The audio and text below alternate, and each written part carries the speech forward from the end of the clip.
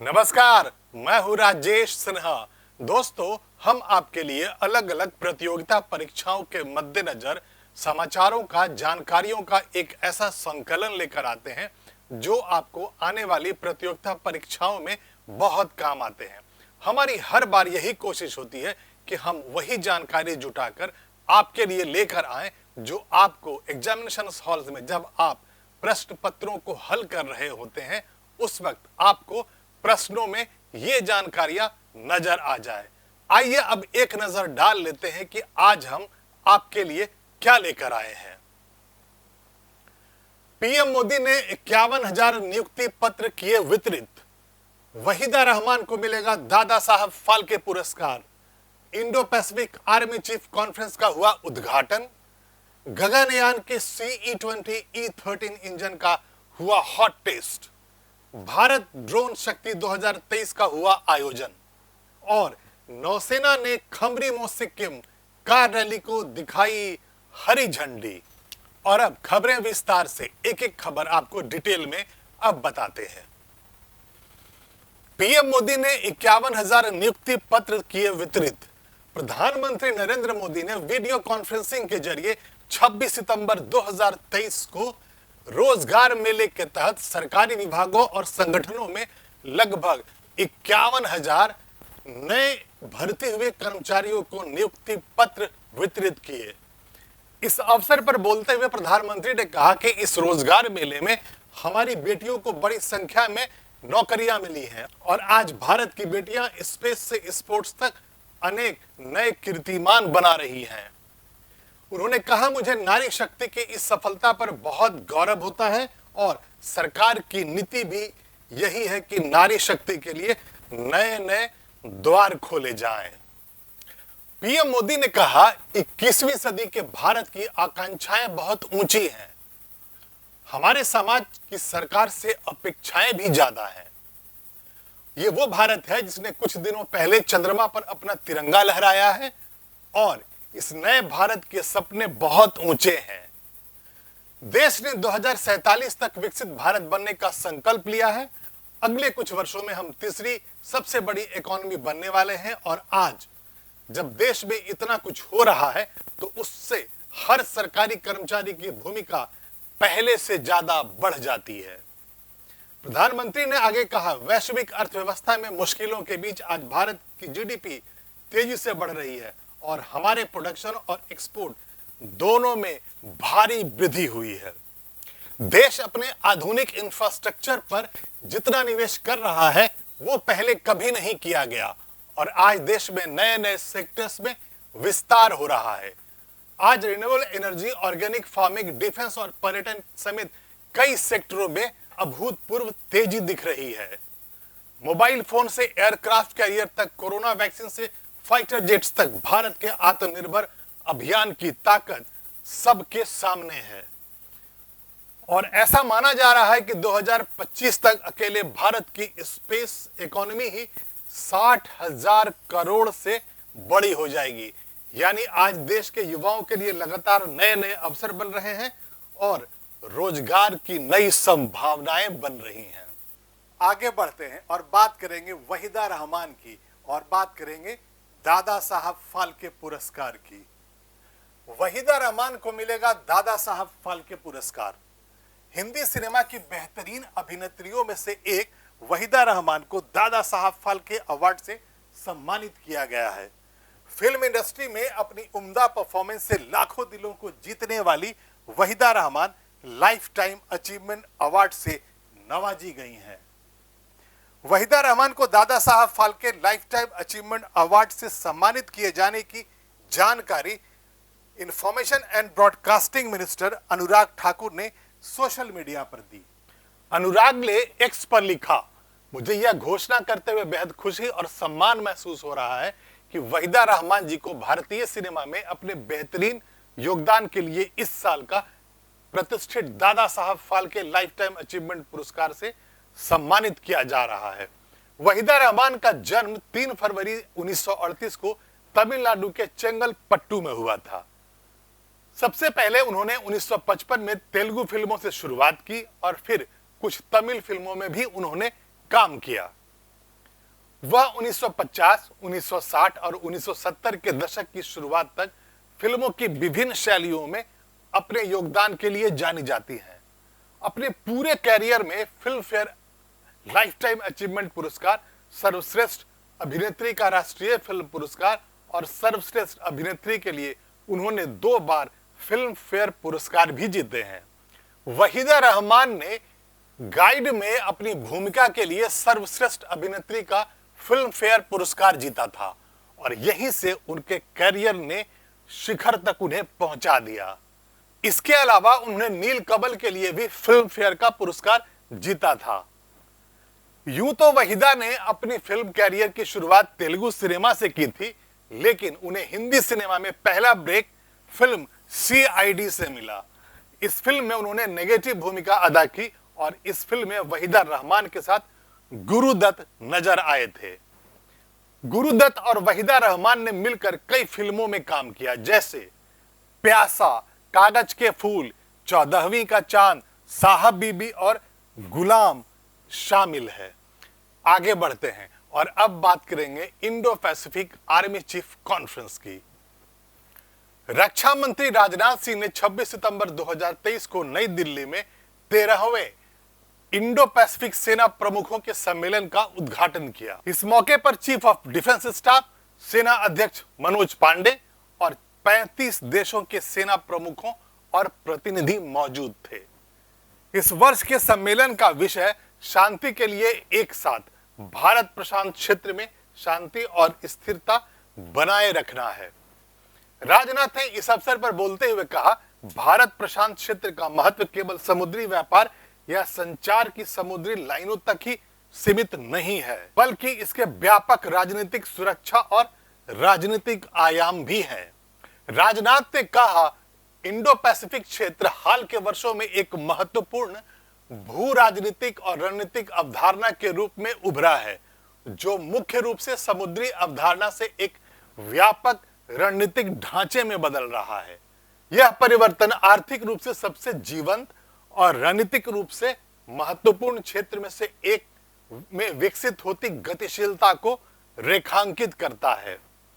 उन्होंने यह भी कहा, सुरक्षा संबंधी विचारों ने इंडो पैसिफिक के रणनीतिक महत्व को बढ़ा दिया और इस क्षेत्र को सीमा विवाद, समुद्री डकैती आदि सुरक्षा चुनौतियों के एक जटिल जाल का भी सामना करना पड़ता है।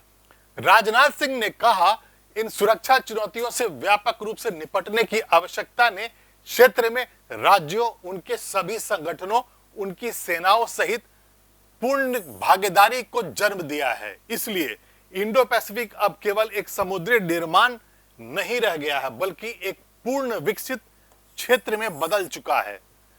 यह सभा विशेष रूप से क्षेत्र में भूमि बलों यानी सेना, नौसैनिकों आदि के लिए सबसे बड़ा सम्मेलन है और इन बैठकों का उद्देश्य आपसी समझ, संवाद और मित्रता के माध्यम से हिंद प्रशांत क्षेत्र में शांति और स्थिरता को बढ़ावा देना है। और अब बात करेंगे गगनयान की। गगनयान यानी भारत का वो अंतरिक्ष मिशन जिसमें हम इंसानों को भेजने वाले हैं। गगनयान के CE-20 E-13 इंजन का हुआ हॉट टेस्ट। भारतीय अंतरिक्ष अनुसंधान संगठन ने CE-20 E-13 इंजन का सफलतापूर्वक परीक्षण किया है, जो गगनयान परियोजना में एक महत्वपूर्ण कदम है। हॉट टेस्ट 22 सितंबर को महेंद्रगिरी में इसरो propulsion कॉम्प्लेक्स में आयोजित किया गया था। केरल के वालियामाला में लिक्विड propulsion सेंटर में बनाए गए CE-20 engine cryogenic upper stage का एक महत्वपूर्ण अंग है, जो LVM-3 यानी कि लॉन्च व्हीकल मार्क 3 वाहन के ऊपरी स्टेज को ज्यादा पावरफुल बनाता है। यह इंजन चंद्रयान-2, चंद्रयान-3 और 2 कमर्शियल वन वे मिशन सहित लगातार 6 LVM-3 मिशनों में अपनी विश्वसनीयता को साबित कर चुका है। LMB-3 वाहन की पेलोड क्षमता को बढ़ाने के प्रयास में इसरो CE-20 इंजन को अपग्रेड कर रहा है और ऊपरी क्रायोजेनिक चरण को एडवांस प्रोपल्शन लोडिंग क्षमता के साथ C-32 चरण में परिवर्तित किया जा रहा है। इसके साथ ही 22 टन के उच्च थ्रस्ट स्तर पर संचालित करने के लिए इंजन में संशोधन किए जा रहे हैं और इन महत्वपूर्ण अभियानों के लिए इंजन की तैयारी सुनिश्चित करने के लिए ग्राउंड हॉट परीक्षणों की एक श्रृंखला को आवश्यक माना गया। 22 टन थ्रस्ट क्षमता हासिल करने की दिशा में यात्रा E13 HT01 परीक्षण के सफल समापन के बाद शुरू हुई, जो इंजन ट्यूनिंग पर केंद्रित थी। 30 अगस्त को E13 HT02 का परीक्षण किया गया था, जहां इंजन ने अपनी विश्वसनीयता और स्थिरता का प्रदर्शन करते हुए प्रभावशाली 732 सेकंड्स तक प्रभावी रूप से काम किया। तीसरे गर्म परीक्षण यानी हॉट टेस्ट E13 HT03 ने गगनयान कार्यक्रम के लिए CE20 इंजन योग्यता के पूरा होने को दर्शाया और इस परीक्षा के दौरान CE20 इंजन 670 सेकंड्स की अवधि तक प्रतिष्ठित 22 टन थ्रस्ट स्तर पर संचालित हो गया। इंजन और परीक्षण सुविधा दोनों ने सभी प्रदर्शन मापदंडों को पूरा करते हुए त्रुटिहीन प्रदर्शन किया, यानी कहीं कोई गलती नहीं हुई और ये गगनयान प्रोजेक्ट के लिए एक महत्वपूर्ण सफलता है। और इस तरह सभी आवश्यक परीक्षण पूरे होने के बाद CE20 इंजन अब गगनयान मिशन और भविष्य के प्रयासों की मांग वाली आवश्यकताओं को पूरा करने के लिए बिल्कुल तैयार है। और अब बात करेंगे भारत ड्रोन शक्ति 2023 की। रक्षा मंत्री राजनाथ सिंह ने पहली ड्रोन प्रदर्शनी भारत ड्रोन शक्ति 2023 का उद्घाटन 25 सितंबर 2023 को उत्तर प्रदेश के गाजियाबाद में हिंडन वायु सेना स्टेशन में किया। इस 2 दिवसीय प्रदर्शनी को भारतीय वायुसेना और ड्रोन फेडरेशन ऑफ इंडिया ने संयुक्त रूप से आयोजित किया है और इसमें देश भर के ड्रोन स्टार्टअप शामिल हुए। इस प्रदर्शनी में सर्वेक्षण ड्रोन, कृषि ड्रोन, अग्निशमन ड्रोन, सामरिक निगरानी drone, heavy lift logistics drone का प्रदर्शन, ड्रोन समूह और काउंटर ड्रोन के साथ साथ 75 से ज्यादा ड्रोन स्टार्टअप्स और कॉरपोरेट हाउसेज ने इसमें भाग लिया। इस कार्यक्रम में जो ड्रोन प्रदर्शित किए गए थे उन्हें विभिन्न सैन्य और नागरिक क्षेत्र में इस्तेमाल के लिए तैनात किया जा सकता है और इस तरह के प्रदर्शनों की एक श्रृंखला के माध्यम से अपनी क्षमताओं का प्रदर्शन करके वायुसेना और ड्रोन फेडरेशन 2030 तक भारत को प्रमुख ड्रोन केंद्र बनाने की सरकार की पहल को बढ़ावा देना चाहते हैं। C295 परिवहन विमान। इस समारोह में भारत ड्रोन शक्ति 2023 के उद्घाटन के बाद देश के पहले C295 MWU परिवहन विमान को औपचारिक रूप से इंडियन एयरफोर्स में शामिल किया गया। इस समारोह में सर्वधर्म पूजा और विमान की क्षमताओं पर संक्षिप्त जानकारी भी दी गई और यह बताया गया कि बिना तैयार लैंडिंग ग्राउंड से उड़ान भरने और उतरने में सक्षम यह मध्यम लिफ्ट सामरिक विमान HS-748 एवरो विमान की जगह लेगा। कुल 56 अनुबंधित विमानों में से पहले 16 विमानों को भारतीय वायुसेना को उड़ने की स्थिति यानी पूरी तरह से तैयार हवाई जहाज मिलेगा, जबकि शेष 40 विमानों का निर्माण भारत में वडोदरा स्थित टाटा एडवांस्ड सिस्टम्स लिमिटेड में किया जाएगा। इस विमान से सुसज्जित पहला वायुसेना स्क्वाड्रन भी वडोदरा में ही स्थित है। इसका मतलब यह निकलता है कि जो 56 टोटल हवाई जहाज इस तरह के परिवहन भारत को मिलने हैं उसमें 16 बने बनाए मिलेंगे और बाकी के जो 40 होंगे उनका निर्माण भारत में ही प्लांट में किया जाएगा। और अगर आपको इस विमान के बारे में ज्यादा जानकारी जुटाना है तो आप इसके पहले वाले हमारे वीडियो में जाइए, जहां पर हमने इसके बारे में एक डिटेल इंफॉर्मेशन दिया था और आप इससे लाभ उठाइए। और अब बात करेंगे हेलो सिक्किम कार रैली की। नौसेना ने खमरीमो सिक्किम यानी हेलो सिक्किम कार रैली को दिखाई हरी झंडी। दूर दराज के क्षेत्रों के विकास के बारे में राष्ट्रीय नेतृत्व के दृष्टिकोण को जारी रखते हुए भारतीय नौसेना ने भारत के पूर्वोत्तर राज्यों के साथ संपर्क को मजबूत बनाने के लिए एक बहुआयामी आउटरीच कार्यक्रम की शुरुआत की है। एक मोटर कार अभियान खमरीमो सिक्किम यानी हेलो सिक्किम का 24 सितंबर से 15 अक्टूबर 2023 तक लोनावाला महाराष्ट्र में INS शिवाजी से सिक्किम तक आयोजित किया जा रहा है और 6,500 किलोमीटर की दूरी तय करते हुए यह रैली कई राज्यों से होकर गुजरने वाली है। इस टीम में महिला अधिकारियों, नेवी वाइफ्स वेलफेयर एसोसिएशन की सदस्यों सहित नौसेना कर्मी शामिल हैं जो नारी शक्ति का प्रदर्शन कर रही हैं। इस आयोजन का मुख्य उद्देश्य रक्षा सेवाओं में सिक्किम के युवाओं की भागीदारी को बढ़ाना, इस क्षेत्र में समुद्री जागरूकता को बढ़ाना और राष्ट्र निर्माण को मजबूत बनाना है। इस कार रैली को 24 सितंबर 2023 को कमोडोर मोहित गोयल एवं कमांडिंग ऑफिसर ने लोनावाला में आईएनएस शिवाजी से हरी झंडी दिखाकर रवाना किया। ये रैली 3 चरणों में आयोजित की जा रही है। पहले चरण में महू, झांसी, लखनऊ, वाराणसी और बागडोगरा में इसके पड़ाव है। दूसरे चरण में गैंगटॉक से शुरू होकर सिक्किम के अंदर की यात्रा शामिल होगी।